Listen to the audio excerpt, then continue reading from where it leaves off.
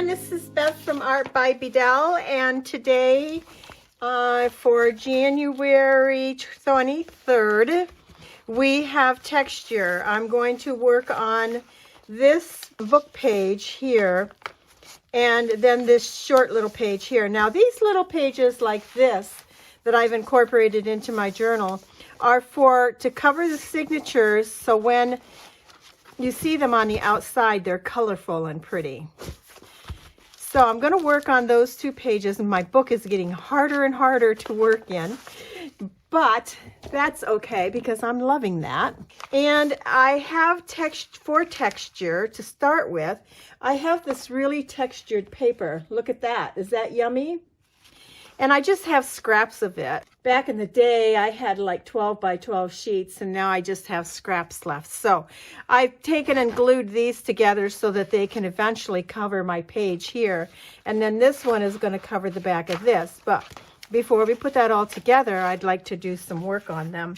And I would be easier, because my book is hard now to work in, it would be easier to do this work with them not in my journal. I have some of this ribbon that I've been randomly using here and there throughout, and I'd like to add some of that for some more texture. You guys, I know that by now you know that I just love texture. So whenever I can incorporate texture into my project, which is pretty much all the time, because texture doesn't have to be thick and substantial like this. Texture can be some rubber stamping. Texture, you know, can be any paints, anything that gives your page like a visual or a textural, like a touch, physical type feeling to your page. I do believe is considered texture. So anyhow, I have this, and you also know these are hard to get glued down, and so I try to incorporate them into my page in other ways too. But I would like to put some texture paste on that. And I have this package of stencils from Amazon that are all wildflowers. And so I would like to, let's see, that one's a nice one. Maybe incorporate that one there.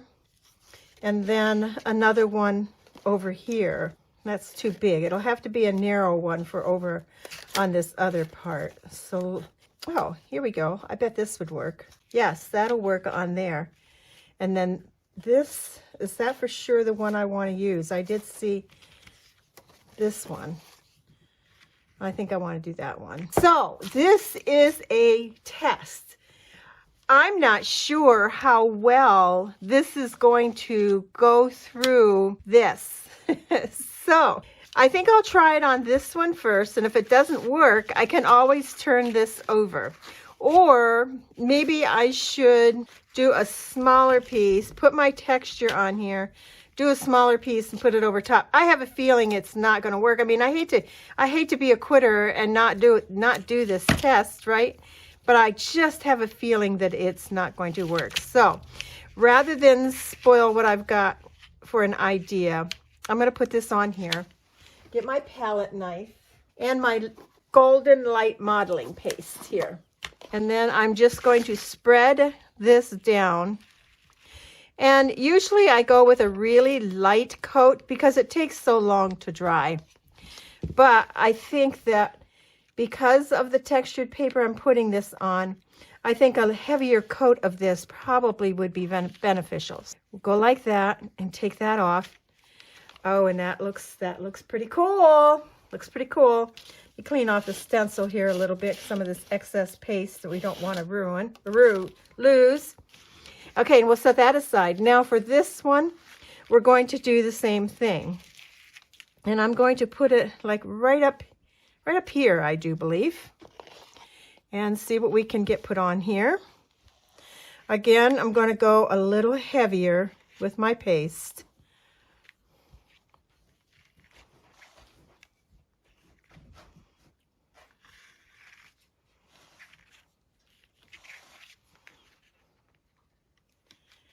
Oh my gosh, guys, I love it on that textured paper. So So I'll set that aside also to dry. Now I need to clean this, because if I don't, then it's going to harden on there, and then I probably would never get it clean. So I'll be back after I clean off my stencils and my palette knife. Okay, so for some more texture, I would like to take my embroidery floss and make a running stitch all the way around this. That paper might be harder for me to poke into than I thought. And I will try to get my stitches as even as possible. I'm very slow at this, guys. This is what I'm doing. I'm making just a running stitch, and I'm going to go all the way around, and I'm going to do that on both pieces, and then I'll be back. All right, so I'm back.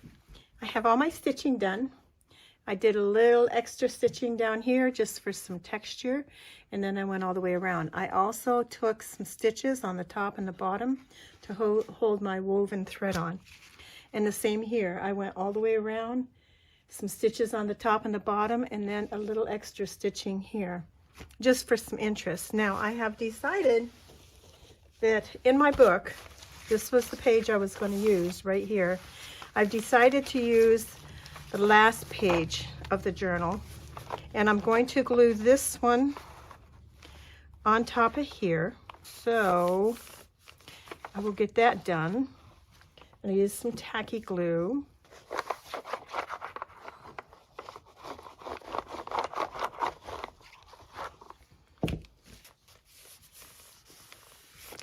Oh, the reason I decided to use this page instead of the other one was it was just, it was too much for that part of the journal now that the journal is so bulky.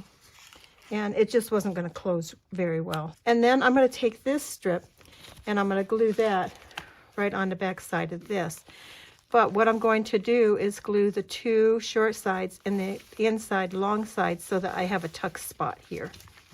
So again, I will use tacky glue and then put this on here like this, and we'll have a little tuck spot there. And just kind of hold this in place for a few minutes until that glue takes hold, which usually isn't very long. And this textured paper kind of just seems to want to grab anyhow. So there we have it. We have our texture, and it's nice with the flower, with the texture paste, the stitching, the paper's all texture, and then our ribbon here. And there's the back side. Okay, wait a second before I close out this video. I have noticed that as I was looking at this page again, that it needed something more down here.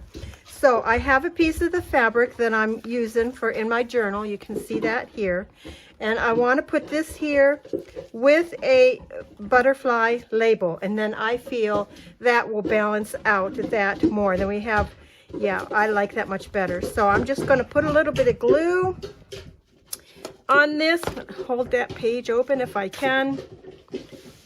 And I'll just use a little bit of fabric glue.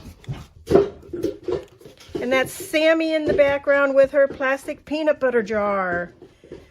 We emptied out a jar of peanut butter, and all that's left in it is just a little bit that she can lick. And once she licks it and cleans it, then she just loves to throw it around. So that's what she's doing. All right, so now I am content with this page being finished. So there is our texture page. Thanks for watching, guys. You have a great day, and we shall see you again soon. Bye now.